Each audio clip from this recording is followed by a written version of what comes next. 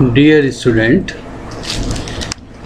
today I am going to give you the idea about Gauss theorem.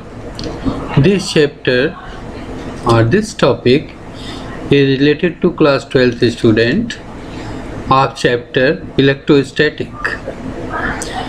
Earlier I have given you the idea about charge, force, electric field and dipole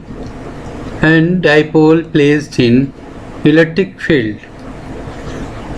You may have seen the videos earlier. If you have not seen, you can watch it carefully. Go through my channel SM Physics Academy and you can get the video and you can watch it. You can get the idea about all these facts. I am trying to clear your concept and trying to give you the concept of all topics related to your examination.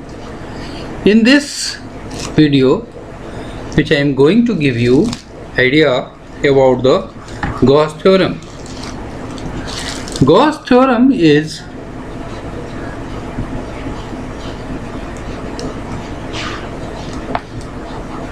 the topic of electrostatic in such a way, with the help of this we can clear the all property of a charge in a static condition. Means, if you are knowing a Gauss theorem, you can calculate the force, you can calculate the electric field by any charge in a static condition.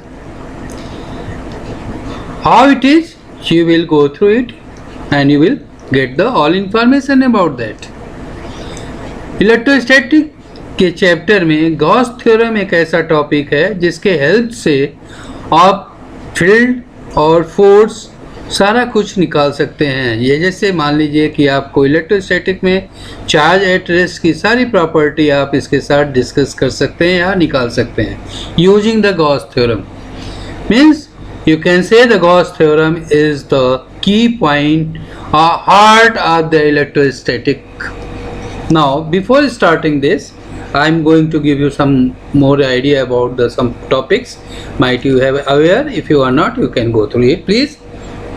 First is area vector.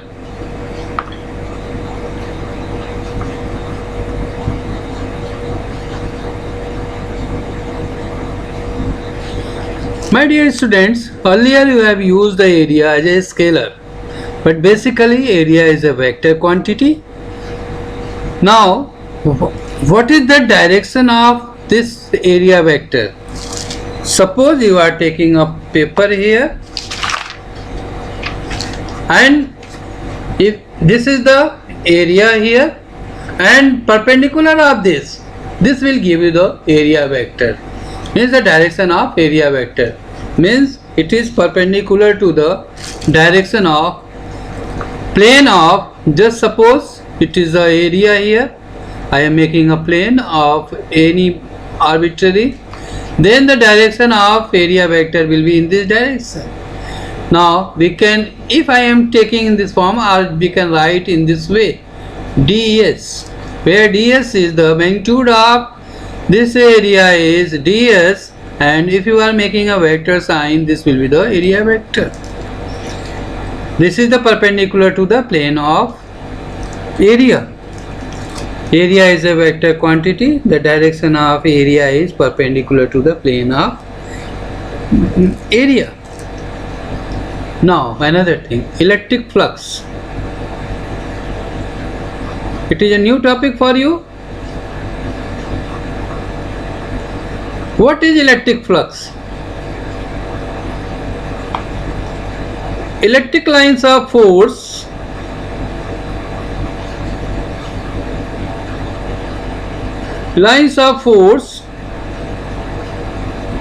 crosses through an area is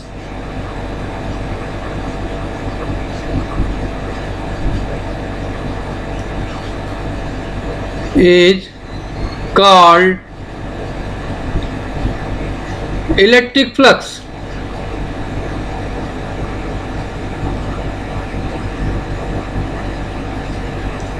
denoted by phi E. E stands for electric. Phi is E dot ds. Now you are getting here the according to the this phi electric flux is a scalar quantity where electric field and area is a vector quantity. Means what will be the electric flux? We can calculate according to the dot product of the two vector, and this will equal to E ds cos theta. Here the theta is the angle between area vector and electric field. Theta is the angle between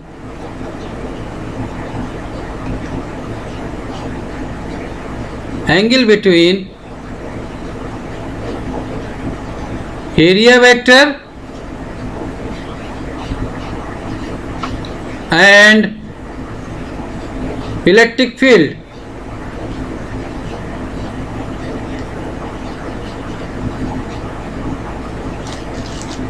If you are considering an area like their area vector in this direction, and if you are considering the electric field this way, then what is the angle between them is, suppose that is theta, then the electric flux will be E ds cos theta. This is the electric field value.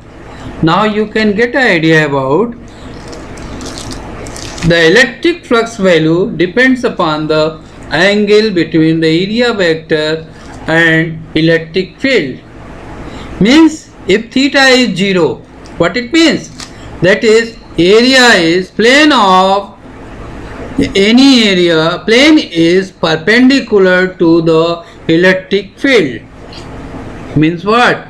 Electric area is perpendicular to the electric field, means the area vector is in the direction of electric field. So at that time your flux will be maximum. Theta is 0, electric flux theta is 0, flux maximum theta 90, flux minimum are 0, theta 180 degree, flux will be negative. Means electric flux will be vary between positive, 0 and negative. It depends upon the angle between area vector and electric field. This way you can calculate the electric flux value. Now I am going to give you the idea about the next point, that is called Gauss theorem. Might you are aware about the, just you consider a football. You know the size of football is a spherical, and you have seen the football color, there is a black and white. If you consider one area of that football, and from which if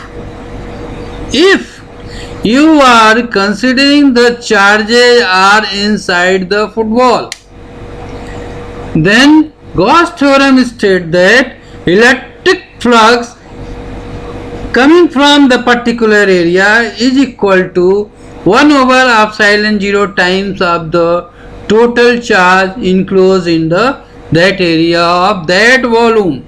Means what?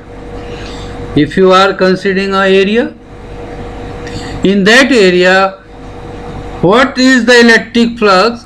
That is equal to the how much charge is inside that area related to it. Means Gauss theorem gives the idea about the electric flux to the charge. Means what? It gives the relation between electric flux to the charge. Relation between electric flux and charge.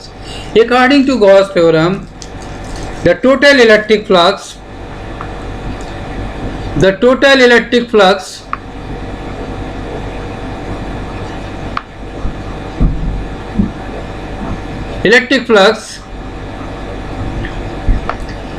is equal to 1 over epsilon 0 times of the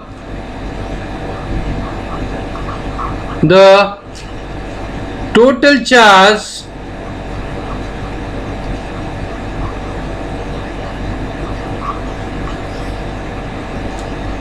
enclosed in the area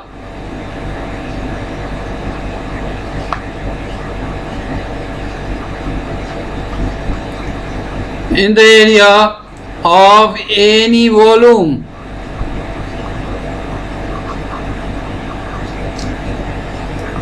Any volume, we consider area as a hypothetical area and we call it Gaussian surface.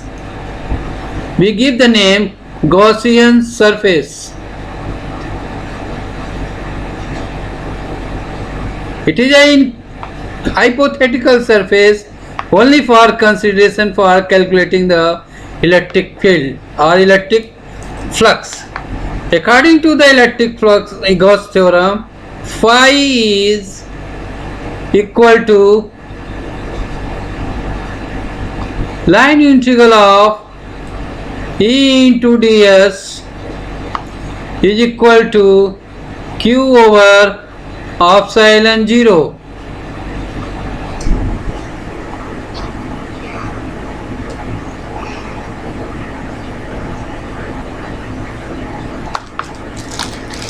If you are considering a charge q is lying here, around this charge, if you are considering any area,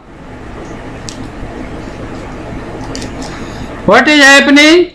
If you are considering that area vector in this direction, and this area is a part of a volume, since we are considering a point here, so this area certainly will be spherical. At our distance, if you are considering like the electric field, here it is positive charge, electric field direction will also in the area vector direction. Now if you want to calculate the electric field, electric flux is equal to E into ds, and you know that the whole, what will be the electric field at the r distance? 1 over 4 pi epsilon 0 q over r square, and here the total area will be here, and that will be here one thing also we have to complete. Before that, let me give you the idea about here. We write in this way. Before giving that, it is please wait.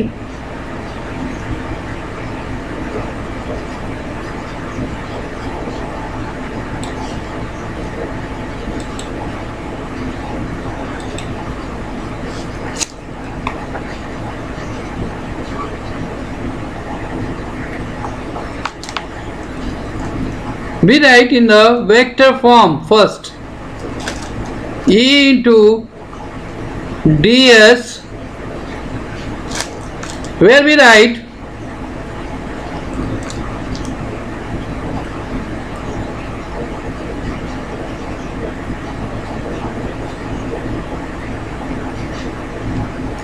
where r unit vector and n unit vector is showing the direction of electric field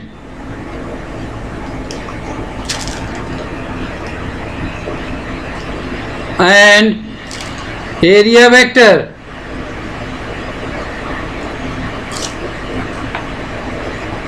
You can get the idea. Electric field R and N, unit vector R and unit vector N is in the same direction. So we take a unit vector that a dot product becomes 1. You know that unidirectional unit vector, their dot product is 1. I dot I, j dot j, k dot k is 1. Same I am taking here, nothing else. Now the whole area will be 1 over 4 pi of epsilon 0 q over r square into that will be 4 pi r square.